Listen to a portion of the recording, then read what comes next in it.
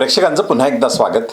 महाराष्ट्राच्या राजकारणामध्ये महानगरपालिकांच्या निवडणुका झाल्यानंतर अजूनही महापौर, खास करून मुंबईच्या महापौर पदावर कुणाचीही नियुक्ती झालेली नाही। अर्थात महापौर पदांसाठीच्या सोडती अजून निघावयाच्या आहेत। त्यामुळे महापौर पद हे नेमकं कोणत्या प्रवर्गासाठी निघतं, यानंतर महापौर पद निवडणुकीसाठी चुरस, चढाओढ, स्पर्धा आणि घाई आपल्याला नक्की दिसेल। मुंबईच्या संदर्भामध्ये, खास करून मुंबईमध्ये निवडणूक चुरशीची झाली, परंतु या ठिकाणी मराठी अस्मिता आणि मराठीचा मुद्दा, शिवसेनेने जिंकलेल्या ज्या जागा आहेत त्यावरून तो लढाऊपणाच्या बाण्यात आहे हे स्पष्ट आहे। आणि त्यामुळे शिवसेनेला खूप नाराज करून चालणार नाही किंवा शिवसेनेच्या राजकारणाकडे दुर्लक्ष करून चालणार नाही, यासाठी मुख्यमंत्री फडणवीस यांच्या हालचाली आहेत का किंवा भारतीय जनता पक्षाच्या तशा हालचाली आहेत का, उद्धव ठाकरे यांच्या शिवसेनेला जवळ घेण्याचा प्रयत्न होतो आहे का? आणि हे जर सगळं असेल तर गेल्या 2-2.5-3 वर्षापासून राजकीय पक्षांच्या संदर्भात निवडणूक आयोग आणि सर्वोच्च न्यायालय यांनी ज्या भूमिका घेतलेल्या आहेत त्या भूमिका आता काहीशा बदलताना आपल्याला दिसतील का, असा प्रश्न या निमित्तानं उभा राहतो आहे। आज उद्धव ठाकरे आणि एकनाथ शिंदे यांच्या शिवसेनेच्या संदर्भात म्हणजे पक्ष, चिन्ह या सगळ्या संदर्भात सुनावणी होती, परंतु ही सुनावणी 1 वाजेपर्यंत सर्वोच्च न्यायालयाचे सरन्यायाधीश सूर्यकांत यांना वेळ असल्यामुळे आणि 1 वाजेनंतर सुनावणीसाठी ते उपलब्ध नसल्यामुळे आजची सुनावणी टळलेली आहे। आणि ह्या सुनावणीऐवजी आज सर्वोच्च न्यायालयात अरावली पर्वताच्या संदर्भातली सुनावणी ही पुढे येते आहे। आणि त्यामुळे ही सुनावणी कदाचित 23 जानेवारी किंवा पुढच्या आणखी 2-3 दिवसासाठी ती पुढे ढकलली जाईल असं बोललं जात आहे।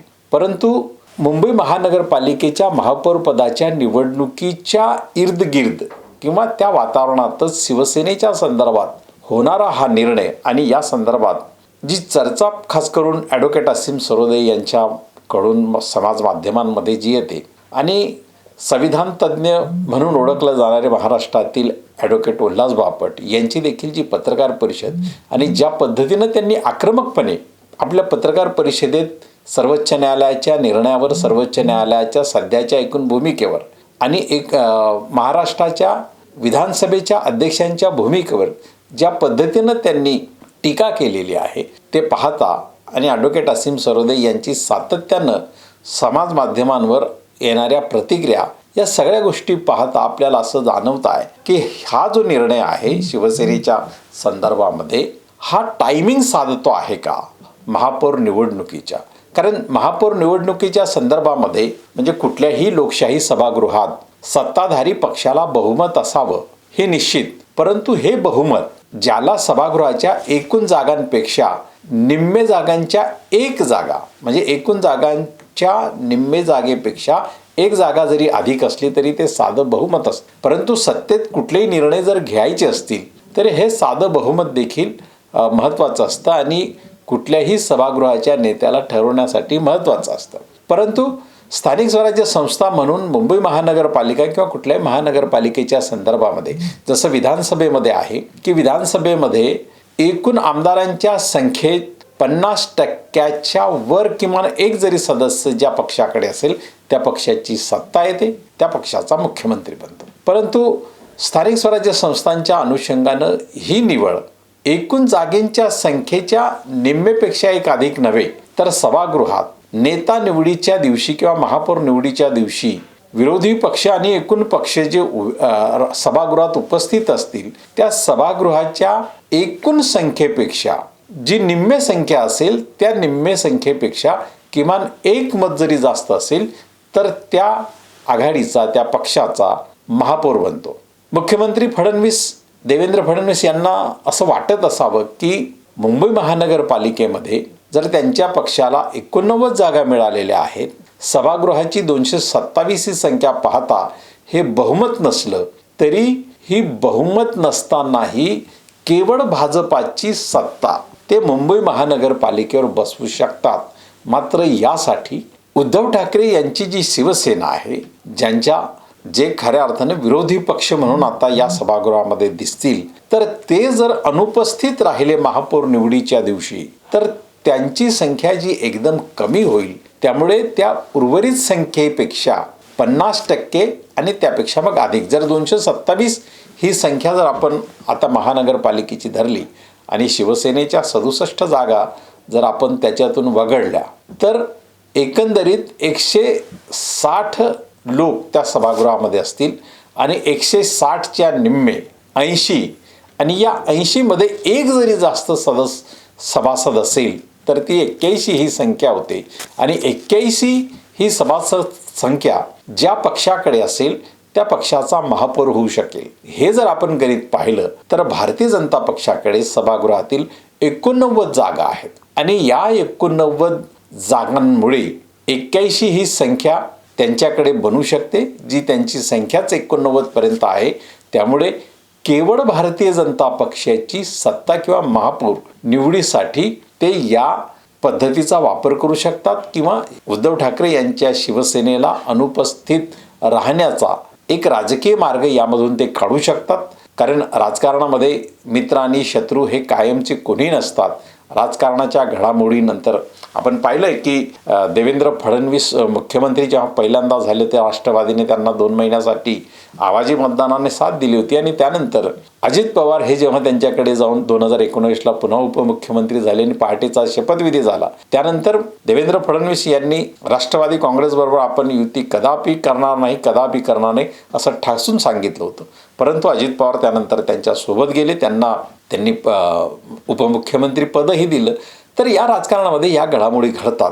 त्यामुळे मुंबईचा महापौर निवडीसाठी शिवसेनेच्या संदर्भात जो निर्णय सर्वोच्च न्यायालयामध्ये होऊ पाहतो आहे, त्या निर्णयावर जी चर्चा एकंदरीत समाज माध्यमांमध्ये दिसते आहे, त्या चर्चेचा टायमिंग आणि ती चर्चा हे निश्चितपणे सांगते आहे की उद्धव बाळासाहेब ठाकरे यांच्या शिवसेनेला कदाचित मुख्य पक्ष शिवसेना असल्याचं पाठबळ सर्वोच्च न्यायालयाच्या निर्णयातून मिळू शकतं. कदाचित चिन्ह जे आता दोन्ही शिवसेनेकडे धनुष्यबाण आणि मशाल अशी जी 2 चिन्ह आहेत, त्यापैकी कदाचित धनुष्यबाण हे गोठवण्याची शक्यता आहे, वर्तवली जाते. किंबहुना तो मूळ पक्ष आणि चिन्ह जर उद्धव ठाकरे यांच्याकडे गेलं तर एकनाथ शिंदे यांची अडचण होऊ शकते. त्यामुळे त्यांना एकतर नव्याने पक्ष स्थापन करणं किंवा भाजपामध्ये विलीन करणं अशा प्रकारच्या चर्चा आहेत. परंतु मुंबई महापौर पदाच्या निवडीसाठी राजकारणामध्ये होऊ पाहणाऱ्या या घडामोडी अत्यंत महत्त्वपूर्ण आणि तितक्याच लक्षवेधक आहेत. त्यामुळे या लक्षवेधी घडामोडी कदाचित उद्या परवा 23 जानेवारीला शिवसेनेच्या संदर्भात होणारी सुनावणी या दिशेने सर्वोच्च न्यायालयात जाते का, हा मोठा मुद्दा, प्रश्न नव्हे तर हा मुद्दा लोकांसमोर आहे आणि तो याच दिशेने जाईल अशी बऱ्याच जणांची धारणा आहे. त्यामुळे असं जर काही घडलं तर पुन्हा महाराष्ट्राच्या राजकारणात या नव्या घडामोडीने काही बाबी स्पष्टपणे पुढे येतील आणि ही उद्धव ठाकरे यांना सोबत घेण्याची जी खेळी असेल किंवा जो डावपेच असेल किंवा जी युक्ती असेल किंवा जे मुत्सद्दी पण असेल ते एकाएकी सुरू झालं नाही. कदाचित राज ठाकरे आणि उद्धव ठाकरे यांच्या एकत्र येण्यातूनच त्याची मुहूर्तमेढ किंवा त्याची पायाभरणी झाली होती का, हेही येणाऱ्या काळामध्ये स्पष्ट होईल. कारण अदानींच्या संदर्भामध्ये जो नकाशा राज ठाकरे यांनी त्यांच्या सभापटलावर प्रदर्शित केला, तसा नकाशा आज पावेतो अदानींचा सर्वात मोठा विरोध करणाऱ्या राहुल गांधी यांच्या काँग्रेसला देखील लोकांसमोर आणता आलेला नाही.